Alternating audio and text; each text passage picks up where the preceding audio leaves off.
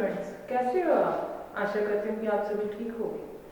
आज हम मेजरमेंट का ही आगे टॉपिक कंटिन्यू करने जा रहे हैं। मापन के कार्य यानी कि जो फंक्शंस ऑफ मेजरमेंट है उसको हम कंटिन्यू करने जा रहे हैं। इसका सबसे पहले क्या होते हैं मेजरमेंट के क्या क्या कार्य हो सकते हैं। सबसे पहला कार्य है जो फंक्शन है, सबसे पहला वो है टू प्रेडिक्ट,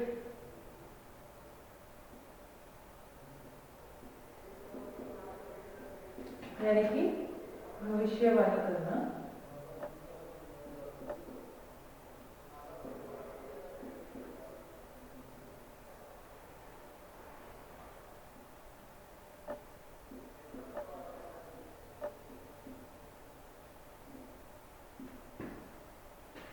हाँ जी, जो मेजरमेंट है, जो मापन है, वो प्रेडिक्शंस कर सकता है, भविष्यवाणी कर सकता है। वो कैसे?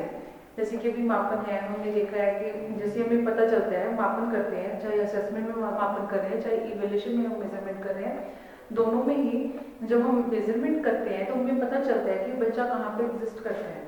असेसमेंट में पता चलता है कि ये बच्चा टॉप लिस्ट में आ सकता है, ये बच्चा, इसका पास मार्क्स लेना भी बड़ी मुश्किल है, क्योंकि हम असेसमेंट के ड्यूरिंग ही हम मापन से, मेजरमेंट से, वो सारा जब हम असेसमेंट में भविष्यवाणी कर रहे हैं, प्रेडिक्ट कर रहे हैं, तो भी हम मेजरमेंट के थ्रू ही कर रहे हैं। और जब हम इवेल्यूशन के द्वारा हम जब भविष्यवाणी कर रहे हैं तो वो भी मापन से ही होती है। जैसे कि हम इवेल्यूशन देख के हम देखते हैं, जब फाइनल डीएमसीज वगैरह आती हैं तो हम प्रेडिक्ट करते हैं कि ये बच्चा इस फील्ड में ज़्यादा अच्छा जा सकता है। जैसे कि हम बच्चे का देखते हैं कि हाँ, इसका एसएसटी अच्छा है, तो ये एसएसटी में बहुत अच्छा कर सकता है, फिर ये सिविल सर्विसेज में ज़्यादा अच्छा स्कोर कर सकता है या ज़्यादा अच्छा तरीके से सक्सेसफुल हो सकता है। अगर साइंस है तो हम मेडिकल की लाइन को प्रेडिक्ट करते हैं, और मैथ है तो हम इंजीनियरिंग लाइन को प्रेडिक्ट करते हैं। इस तरह से मापन के द्वारा जब हमें मार्क्स पता चलते हैं, हम मापते हैं, स्कोरिंग फॉर्म में आता है, तो हमें पता चलता है कि कौन सा बच्चा किस छात्र का कहाँ पे ज़्यादा रुचि है, कहाँ पे ज़्यादा उसकी क्षमताएं हैं, कैपेबिलिटीज हैं, कौन से क्षेत्र में वो ज़्यादा सक्सेसफुल हो सकते हैं। ठीक है जी, तो ये हो गया सबसे पहले टू प्रेडिक्ट। सेकंड है टू कंपेयर,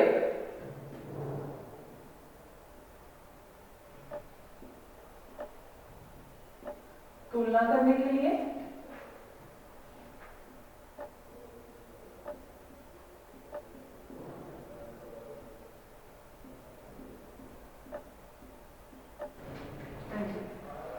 कंपैरिजन करने के लिए हमें क्या चाहिए? हमें न्यूमेरिक फॉर्म चाहिए। किसी भी चीज का कंपैरिजन करने के लिए हम बिना न्यूमेरिक फॉर्म के, बिना आंकिक स्वरूप के हम कंपैरिजन नहीं कर सकते हैं। जब तक हमें आंकिक स्वरूप मिलेगा तो उन नंबर्स का ही कंपैरिजन हो सकता है, अदरवाइज इसका कंपैरिजन पॉसिबल नहीं होता है। तो हमें जो मेजरमेंट के थ्रू ही हम, मेजरमेंट से क्या होता है, मापन से क्या होता है, हमें आंकिक स्वरूप मिलता है, हमें न्यूमेरिक फॉर्म मिलता है किसी भी चीज का। जब हमें न्यूमेरिक फॉर्म मिलेगा और हमें आंकिक स्वरूप मिलेगा तभी हम मेजरमेंट कर सकते हैं, मापन कर सकते हैं। ठीक है जी, तो जो हमारा मेजरमेंट का सेकंड जो फंक्शन है वो क्या है? टू कंपेयर, तुलना करना। जैसे कि दो स्टूडेंट्स का, जैसे हमने कल किया था कि प्रीवियस परफॉर्मेंस से स्टूडेंट की जो पूर्व जो होती है परफॉर्मेंस होती है, उसका हम प्रेजेंट के साथ कंपेयर करते हैं। चाहे इस सेम स्टूडेंट का ही कंपैरिजन करना है प्रीवियस परफॉर्मेंस का प्रेजेंट परफॉर्मेंस के साथ, तो भी हमें मेजरमेंट के थ्रू आंकिक स्वरूप चाहिए। और अगर हमने दो स्टूडेंट्स का करना है तो भी हमें आंकिक स्वरूप चाहिए, हमें न्यूमेरिक फॉर्म चाहिए, तभी हम कंपैरिजन कर सकते हैं। ठीक है students. Third one is to invent,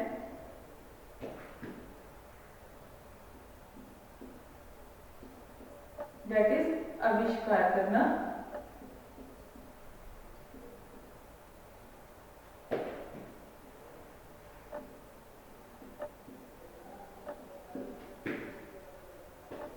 हाँ जी, कोई भी जो हम कहेंगे रिसर्च वर्क है, स्पेशली एजुकेशनल कॉन्टेक्स्ट में, यानी कि एजुकेशन का भी जो भी रिसर्च है या कोई भी इन्वेंशंस है, कोई भी रिसर्च है, वो बिना मेजरमेंट के, बिना मापन के पॉसिबल है ही नहीं। जब हम मेजरमेंट करेंगे कोई भी चीज़ है, हम कुछ भी लागू करना चाहते हैं, कोई भी नई जो अनुसंधान करना चाहते हैं, उसके लिए हमें मेजरमेंट चाहिए ही चाहिए। मेजरमेंट चाहे डाटा कलेक्शन का मेजरमेंट है, चाहे उनका कैलकुलेशंस है, डाटा के जो कैलकुलेशंस करनी है, हर चीज़ में हमें मेजरमेंट की जरूरत पड़ती ही पड़ती है। ठीक है बच्चे। Then fourth one is to advice,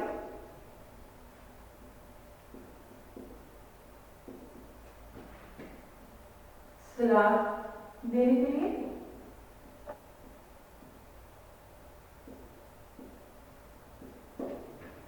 ठीक है जी बच्चे। जैसे कि हमने पहले कहा कि भविष्यवाणी करते हैं, मेजरमेंट के थ्रू हम भविष्यवाणी कर सकते हैं।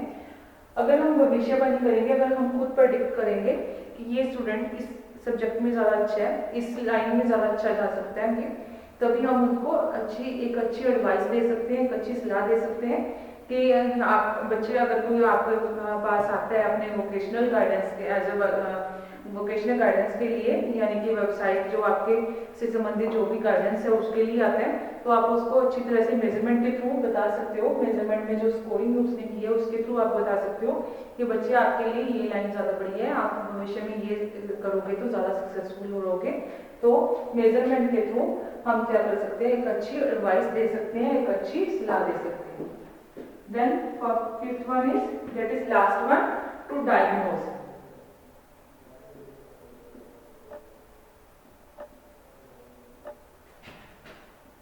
डायग्नोज मतलब निदान करना।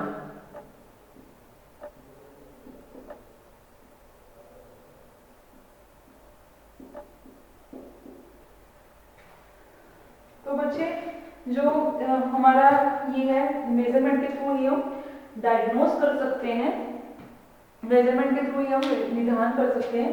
जब हमें पता होगा, मेजरमेंट के थ्रू हमें ये पता चलता है कि कमियां कहाँ पे हैं, कहाँ पे कमियां हैं, कहाँ पे निदान की जरूरत है। तो जो जैसे कि हम मैंने बात करी थी मार्क्स के लिए, अगर हम एजुकेशन कॉन्टेक्स्ट में लेते हैं तो हम देखेंगे कि इस सब्जेक्ट में ज़्यादा वीक चल रहा है बच्चा, इसमें इस सब्जेक्ट में कम स्कोर किया है, तो कहाँ पे कमियां आई हैं, कौन सा जो इसका सेक्शन वीकर सेक्शन है उसको हम डायग्नोज करेंगे, हम उसको उसके ऊपर ज़्यादा फोर्स करेंगे, तो अपने आप ही वो ओवरकम हो जाएंगी कमियां, और वो सारी जो डायग्नोज हो जाएंगी। तो फिर हमें बच्चे को जो है इम्प्रूव करने में सहायता मिलेगी। तो मेजरमेंट के थ्रू ही हम डायग्नोज कर सकते हैं, निदान कर सकते हैं, क्योंकि मेजरमेंट से हमें पता चलता है कि कमियां हैं कहाँ पे, कौन सा सब्जेक्ट वीक है, कौन सा सेक्शन, कौन सा टॉपिक वीक है, ये हमें सिर्फ मेजरमेंट से ही पता चल सकता है। तो इस तरह से हमें यहाँ पे दिए फंक्शंस ऑफ मेजरमेंट, मापन के कार्य वो 5 है: to predict, to compare, to invent, to advise and to diagnose. इसके साथ ही हम सेकंड कर रहे हैं लिमिटेशंस ऑफ मेजरमेंट।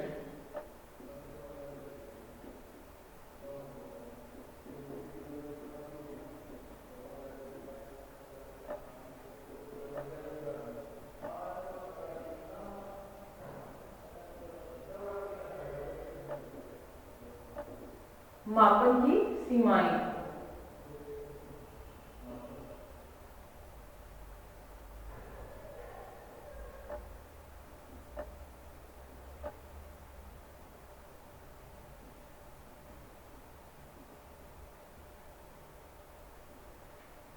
मापन की सीमाएं कौन कौन सी हैं? ठीक है जी। सबसे पहले जो है, जो मापन की सबसे बड़ी सीमा है वो ये है कि ये एक नैरो जो है, इसका जो कंसेप्ट है, ये जो एक नैरो है, संकुचित है, क्योंकि इसमें क्या कर रहे हैं, कोई भी निर्णय नहीं मिल रहा है हमें, कोई भी डिसीजन नहीं मिल रहा है, ये एक आंकिक स्वरूप है। ठीक है ना। सबसे पहला हम लिखेंगे न्यूमेरिक फॉर्म।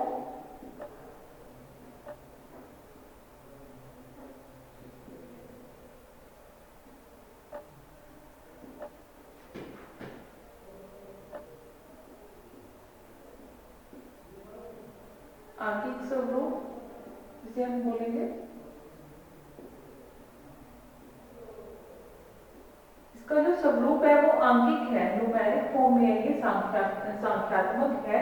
इसमें हम कैलकुलेशंस तो कर लेते हैं, लेकिन कैलकुलेशंस के बाद कोई भी डिसीजन नहीं होता है इसमें, इसलिए सबसे बड़ी जो इसकी लिमिटेशन है कि जो इसमें है सिर्फ न्यूमेरिक फॉर्म है, उसके बाद जो भी उसमें से निचोड़ निकालना होता है वो हमें खुद निकालना पड़ता है। ये मेजरमेंट उसमें से निचोड़ नहीं निकालता है। ठीक है जी। सेकंड जो इसका है वो है नैरो स्कोप है इसका।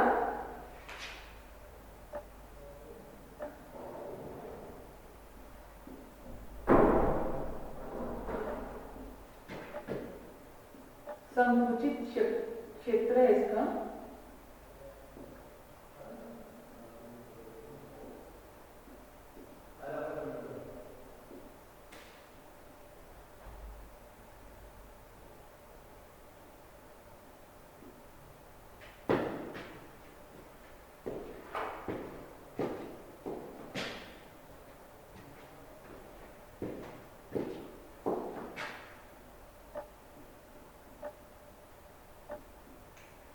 इसका जो क्षेत्र है वो संकुचित है क्योंकि ये सिर्फ हमें न्यूमेरिक फॉर्म दे रहा है, कैलकुलेशंस दे रहा है, हमें कोई भी डिसीजन नहीं दे रहा है, हमें कोई भी निचोड़ नहीं निकाल के दे रहा है, जिसमें हम जैसे हम कह रहे हैं कि सार निकाल के नहीं दे रहा है, हमें सिर्फ ये क्या दे रहा है, एक कैलकुलेशंस दे रहा है, एक कैलकुलेशन से न्यूमेरिक फॉर्म दे रहा है, कोई भी निचोड़ नहीं है उसमें, कोई भी निष्कर्ष नहीं है, इसलिए ये नैरो स्कोप है। इसका जो क्षेत्र है वो संकुचित है। ठीक है जी। Third one is no decision.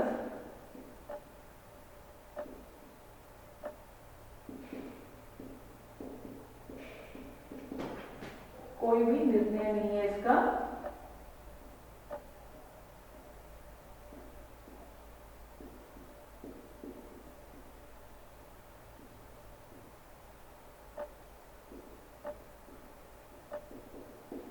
कोई निर्णय नहीं है इसका, कोई डिसीजन नहीं दे रहा है ये।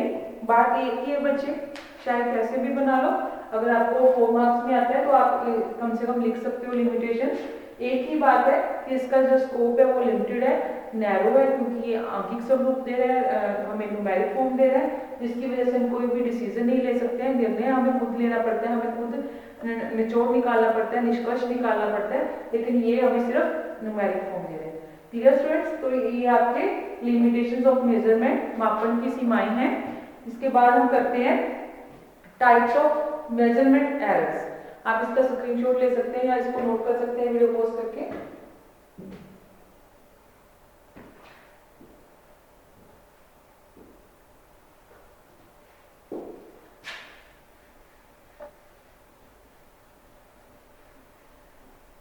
हमने अब तक बात करी है मेजरमेंट की। तो मेजरमेंट, जब हम मेजरमेंट करते हैं, मापन करते हैं, तब उसमें कुछ एरर्स आ जाती हैं। कई बार हमारा जो मापन है वो सही नहीं हो पाता है, कुछ एरर्स आ जाती हैं ड्यू टू सम रीजंस। हमारा जो रिजल्ट है वो सही नहीं निकल पाता है। उन्हीं रीजंस को, जो रीजंस के कारण हमारा रिजल्ट सही नहीं आता है, उन्हीं रीजंस को हम क्या कह रहे हैं? Measurement errors. Clear students? Measurement errors क्या है? वो रीजंस, वो कॉज जिनके कारण हमारा रिजल्ट है जो एक्यूरेट नहीं आ रहा है, कुछ गलतियां हो रही हैं, कुछ कमियां रह रही हैं, उन्हीं कमियों को, उन्हीं रीजंस को, उन्हीं कॉजेस को, ठीक है, हम क्या कह रहे हैं? Errors, measurement errors. तो हमारे मेजरमेंट एरर्स कितने प्रकार के होते हैं?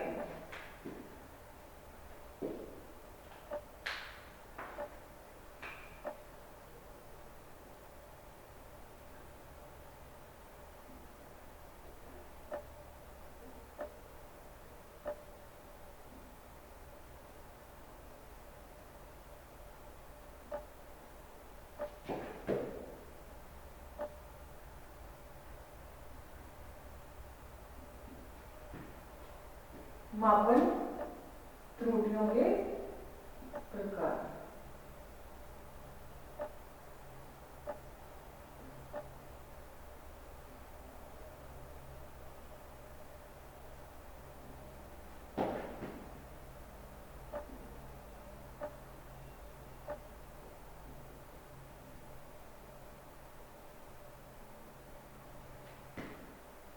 जो मापन त्रुटियां हैं हमारे बच्चे, मेजरमेंट एरर्स हैं, वो 3 तरह की होती हैं।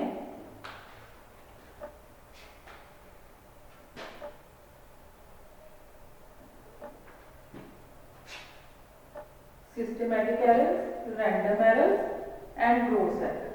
ठीक है बच्चे, आपके जो मापन त्रुटियां हैं, मेजरमेंट एरर्स हैं, वो 3 तरह की हैं। First one is gross errors,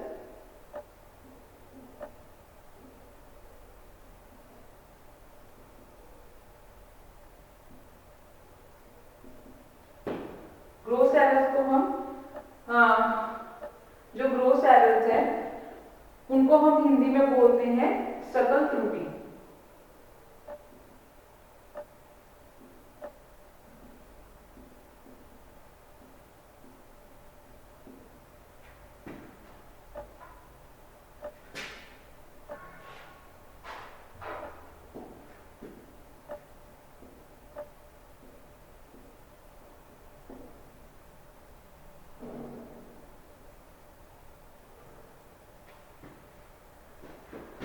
Second one is systematic errors.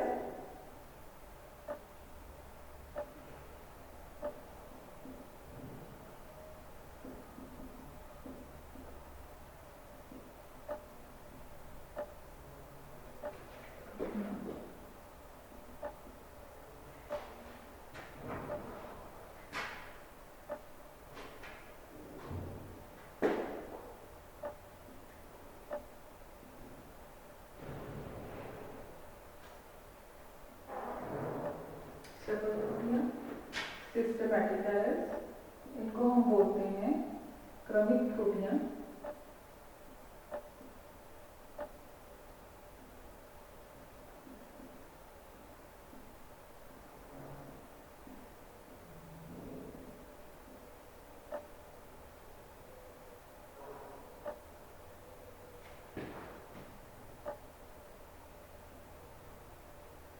Third one is random errors.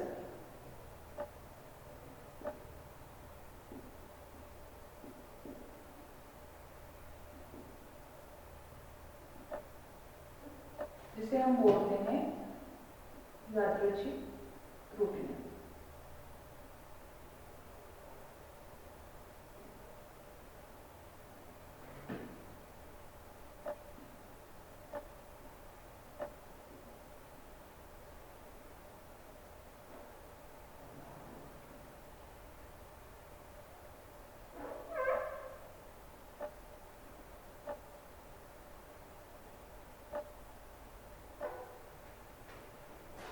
ठीक है बच्चे, ये आपके 3 तरह की एरर्स हैं। सबसे पहले है ग्रोस एरर्स, जिसे हम सकल त्रुटियां बोलते हैं। ये इस प्रकार की एरर्स जो होती हैं वो ड्यू टू ह्यूमन मिस्टेक्स होती हैं। ये ड्यू टू ह्यूमन मिस्टेक्स यानी कि जो व्यक्तियों द्वारा मिस्टेक्स हो जाती हैं, त्रुटियां हो जाती हैं, उन्हीं के कारण ये होती हैं, ये ग्रोस त्रुटियां उत्पन्न होती हैं। इसमें जैसे अगर हम इसका एग्जाम्पल लें,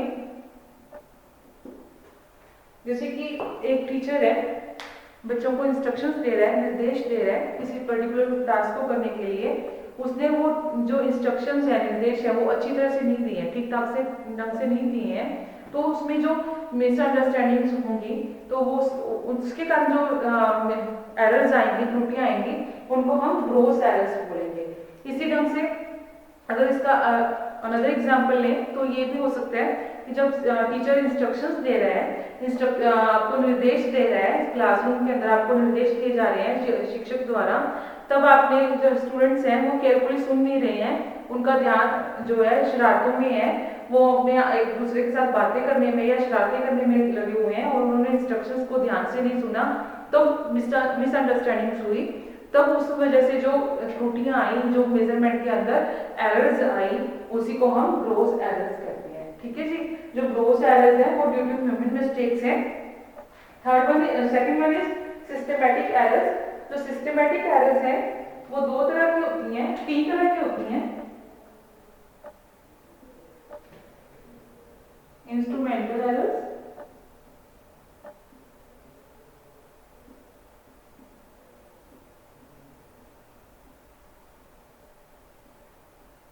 जिसको हम हिंदी में वाद्य त्रुटियां या फिर यंत्रीय त्रुटियां भी कह सकते हैं।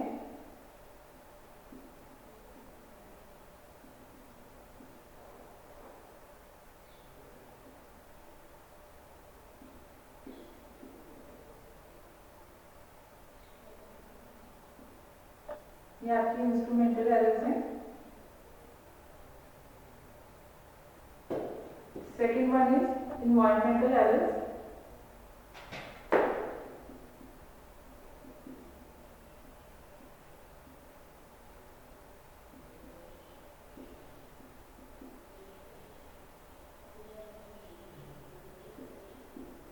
जिसे हम वातावरण संबंधित, पर्यावरण संबंधित या वातावरण संबंधित त्रुटियां बोल सकते हैं।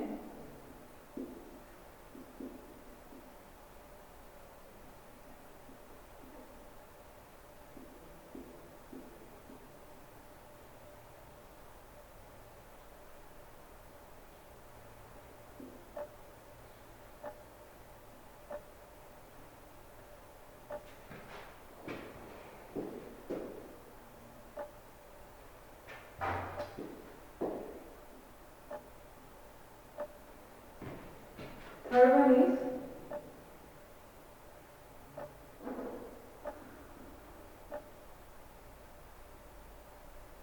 observational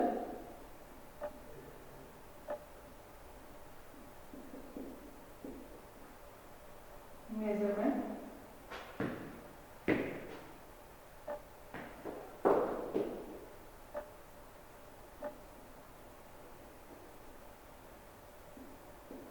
जिसे हम हिंदी में अवलोकन संबंधी त्रुटियां भी बोलते हैं।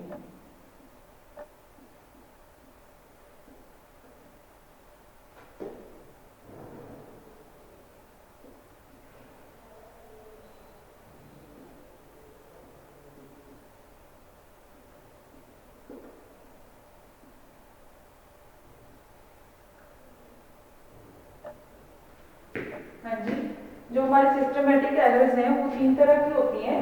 जो क्रमिक त्रुटियां हमारी वो तीन तरह की होती हैं। इसको फर्दर हम कैटेगराइज कर सकते हैं तीन में। इंस्ट्रूमेंटल एरर्स, जिसे हम हिंदी में वाद्य यंत्रीय त्रुटियां भी बोलते हैं।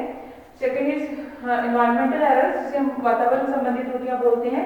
और third one is observation, sorry it's not measurement, it's error, observational errors, जिसे हम अवलोकन संबंधी त्रुटियां भी बोलते हैं। तो सबसे पहले हमारा इंस्ट्रूमेंटल एरर्स। इंस्ट्रूमेंटल एरर्स तब होती हैं जब हमारे इंस्ट्रूमेंट्स में कोई जो उसकी जब उसको बनाया गया इंस्ट्रूमेंट को, उसमें कुछ मिस्टेक्स आ गई हैं, कुछ उसमें कमियां रह गई हैं, तो वो उसकी वर्किंग प्रॉपर नहीं है। इस वजह से अगर त्रुटियां आती हैं, कुछ मिस्टेक्स आती हैं, तो उसको हम इंस्ट्रूमेंटल एरर्स बोलते हैं।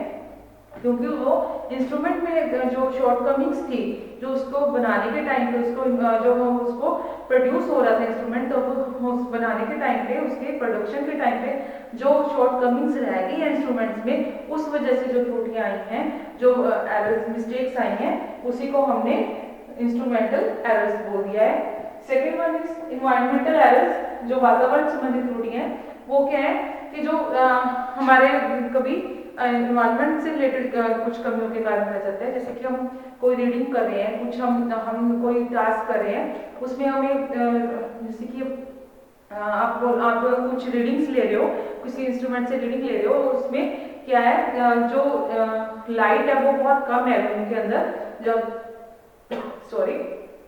जो रूम के अंदर आपके लाइट बहुत कम है, जिससे आपको बहुत कम दिखाई दे रहा है, और उसमें आपको पढ़ने में दिक्कत आ रही है, तो उसमें आपने कुछ मिस्टेक्स कर दी हैं, तो वो आपकी इन्वायरमेंटल एरर्स होंगी, जो आपके इन्वायरमेंट वातावरण के कारण होंगी, जिसमें आपने चाहे वो हाई टेम्परेचर है या बहुत ज़्यादा लो टेम्परेचर है, या फिर आपका कोई पोल्यूशन है, या फिर आपका जैसे लाइट में हम कह रहे हैं प्रकाश का अभाव कह रहे हैं, उस वजह से जो आती है आपकी जो मिस्टेक्स आती हैं आपसे, वो होती हैं environmental errors. Third one is observational errors, अवलोकन संबंधी त्रुटियां, जिसमें आप ड्यूरिंग ऑब्जर्वेशन आप मिस्टेक करते हो। जैसे कि आपने कोई रीडिंग लेनी है, कोई स्केल के ऊपर आपका मापन चल रहा है, आप स्केल की रीडिंग ले रहे हो, आपका जो एंगल है वो गलत हो चुका है। जैसे आपने एक एंगल है, ये एक स्केल है, 1 2 3 4 5 6, आपकी रीडिंग यहाँ पे है। आपने यहाँ से नीचे से देखना शुरू किया तो आपको ये ऊपर भी लग सकती है, ठीक है ना। आपकी रीडिंग में यहाँ पे भी डिफरेंस हो सकता है, या फिर आप ऊपर से देख रहे हो तो आप नीचे को भी जा सकते हैं, आपका आई का एंगल है जो आ सकता है। हमें यहाँ पे लेना है, इस रीडिंग को यहाँ से लेना है तो ही करेक्ट होगी। तो ये ऑब्जर्वेशनल जो आपकी एरर्स होती हैं due to some errors during observe the reading, या कोई भी किसी भी प्रकार का जो भी डाटा कलेक्ट करने के लिए आप ऑब्जर्वेशन कर रहे हो, आप ऑब्जर्व कर रहे हो, अवलोकन कर रहे हो, उसमें कुछ आपने कमियां कर दी हैं, तो उसकी वजह से जो कमियां आती हैं, जो मिस्टेक्स होती हैं, उसी को हम ऑब्जर्वेशनल एरर्स बोलते हैं, अवलोकन संबंधी त्रुटियां बोलते हैं। Third one is random errors. Random errors क्या होती हैं? ये जो एटमॉस्फेरिक जो कंडीशंस होती हैं उसमें सडन चेंज आने से क्या होता है, कुछ एरर्स आ जाती हैं, ठीक है। इन एरर्स को हम, रैंडम एरर्स को रेजिड्यूल एरर्स भी बोलते हैं।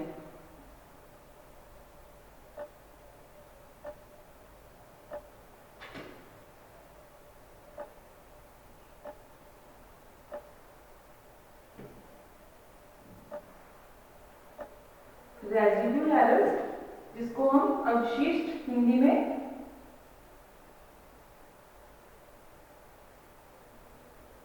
अवशिष्ट त्रुटियां भी बोलते हैं। ये एकदम से कोई चेंज आ गया है एटमॉस्फेरिक कंडीशंस में, एकदम से कोई चेंज आ गया है, उसकी वजह से कुछ एरर्स कॉज हुई हैं, उन्हीं की वजह से ही ये एरर्स आती हैं। कुछ एकदम से चेंज आया एनवायरनमेंट में, एटमॉस्फेरिक चेंज आ गया, एकदम से सुनामी आ गई, एकदम से अर्थक्वेक आ गया, कुछ चेंजेस आई हैं, एकदम से गर्मी बढ़ गई, एकदम से सर्दी बढ़ गई, कुछ चेंजेस आई हैं जिसकी वजह से जो हमारी मेजरमेंट के में मापन में कुछ कमियां हो जाती हैं, गलतियां हो जाती हैं, मिस्टेक्स हो जाती हैं, उन्हीं को हम रैंडम एरर्स बोलते हैं, या इसको हम रेजिड्यूल एरर्स भी बोल सकते हैं। ये जो एरर्स हैं इनको रिमूव नहीं किया जा सकता, ये कॉन्टिन्यूसली रहती हैं, इसको कांस्टेंट एरर्स भी बोल सकते हैं। इस कारण से कितने भी आप सिस्टमेटिक एरर्स को रिमूव कर लो और अपनी ग्रोस एरर्स को रिमूव कर लो, लेकिन जो रैंडम एरर्स है ये इन्वायरमेंटल चेंजेस की वजह से आती हैं और इनको रिमूव नहीं किया जा सकता, इनको कुछ हद तक कम किया जा सकता है लेकिन रिमूव नहीं किया जा सकता। क्लियर स्टूडेंट्स, इसी के साथ ही आपका मेजरमेंट मापन का जो टॉपिक है वो कंप्लीट होता है। तो सो थैंक यू स्टूडेंट्स, आशा है आपको समझ आया होगा। Stay at home, stay safe. Thank you students.